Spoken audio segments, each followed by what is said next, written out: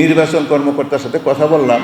জেলা নির্বাচন কর্মকর্তা ওনার যে ভাষা, ওনার যে বডি ল্যাঙ্গুয়েজ, ওনার যে behaviour, just like a joker. সে আমাকে বলে নাটক করতে আসছেন, নির্বাচন করতেছি, মান মর্যাদার প্রশ্ন, আমরা জনপ্রতিনিধি, আমরা মালিক, সে রাষ্ট্রের কর্মচারী, দাস, সে আমাকে নাটক করতে আসছেন। What is this? এই দেশে আমরা বাস করি, মানুষের মর্যাদা কোথায়? আপনি হয়তো জানেন যে দিঘিরপাড় কেন্দ্রে আমার দুইজন এদেরকে ব্যাপকভাবে মারধর করছে, হাতের চিহ্ন আপনারা ছবিতে নিয়ে আসছেন। পুরুষ এজেন্টদের, মহিলা এজেন্ট তো বের করে দিচ্ছে আগেই ভয় টয় দেখিয়ে। এই পুরুষ এজেন্ট দুই একজন যারা ছিল তাদেরকে ভয় ভীতির কারণে জিম্মি করে রাখছে, এবং একটা পর্যায়ে যখন বুঝতে পারছে এজেন্ট না থাকলে সাংবাদিকরা জিজ্ঞেস করতেছে, কোনো কোনো ক্ষেত্রে ডেকে এনে বসাইছে। তো দুই কেন্দ্রে দুইজনকে করছে। সোলাপুরা কেন্দ্র থেকে আমার তিনজন এজেন্টকে বের করে দিছে, পুরুষ এজেন্ট। আমি যখন গেলাম আমাকে বলতেছে প্রিজাইডিং অফিসার ওনারা খেতে গেছে, তিনজন একসাথে খেতে যাওয়ার কথা না। তারা বের হয়ে যাওয়ার পরে অনেক পরে তারা আবার বাজার থেকে খুঁজে নিয়ে আসছে। খুঁজে নিয়ে আসার পরে আমাকে ওইখানকার আনসার বললো যে ওদের ভয় দেখে বের করে দিয়েছিলো, এই সময় প্রচুর জাল ভোট দিল, কিন্তু এখন আবার নিয়ে আসছে। ওদের বরং তোমাদের কিছু অসুবিধা এখানে বলা যাবে না, দুর্গম অঞ্চল। ওয়ালটন ফ্রিজ কিনে অনেকের মতো আপনিও হয়ে যেতে পারেন মিলেনিয়াল। সেরা পণ্যের সেরা অফার।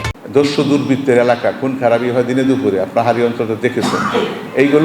এইসব ব্যাপারে আমরা যখন জানাইছি, কথা বললাম, তখন বলতেছে পদক্ষেপ নিচ্ছি। তবে হ্যাঁ, আপনারা মিডিয়া কর্মীরা খুবই সোচ্চার ছিলেন, যে জন্যে ব্যাপক হারে সেটা করতে পারেন না, সিলটা মারতে পারেন নাই।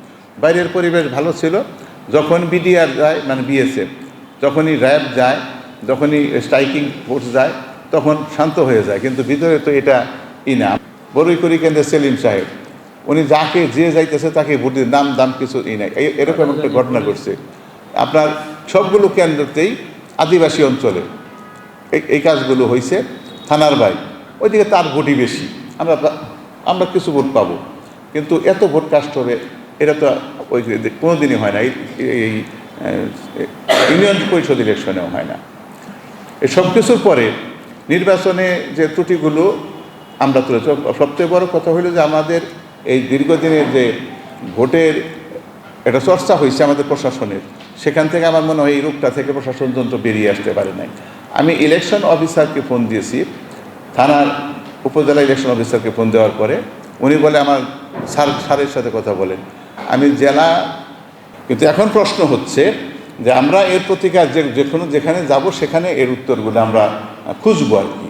এখন আপনাদেরকে জানাইলাম, আপনারা জাতির চোখ, জাতির বিবেক, আপনাদের চোখ দিয়ে প্রকাশ করবেন, মানুষ যেন সতর্ক হয়, ভোটের কালচারটা যেন আসে, মানুষ ভোট দিয়ে যেন পায়।